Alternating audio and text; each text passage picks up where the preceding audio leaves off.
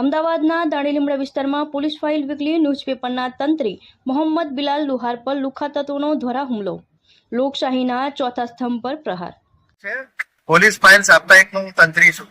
કાલે સાંજે 3 વાગ્યાના ટાઈમમાં હું તારોલથી જુહાપુરા તરફ જઈ રહ્યો હતો તો આરવી ડેનિંગ પાસે મારી પાસે ઉજેબ કરીને એક આવ્યો ને મને રોક્યો ને પૂછ્યું મને કે તું અહીંયા શું કામ આવ્યો છે ને આ વિડીયો ઉતારે છે.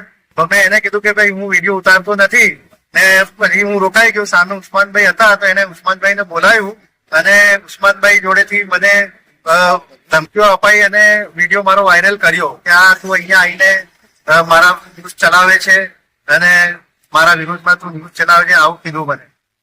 જે ફરિયાદમાં જાણવા મળ્યું છે કે જે વિડીયો વાયરલ થયો છે તેની અંદર તો ફક્ત હાથથી મારવામાં આવે છે, ત્યારબાદ આપને ખૂબ ઢોર માર મારવામાં આવ્યો છે, તે શું માહિતી છે તે વિશે જણાવજો. પહેલા તો ઉસ્માન ગાચીએ મને લાફા માર્યા અને ફૂટા માર્યા અને બહુ વિમસ્ત ગાળો બોલી. પછી એનો જવાઈ છે હુસેન, એ બી આવી ગયો, એને બી મને ખૂબ માર્યું, તમે વિડીયોમાં જોઈ શકો છો. અને પછી હું એમને કીધું કે ભાઈ તમે મને શું કામ મારો છો, તમે ખોટું કરો છો.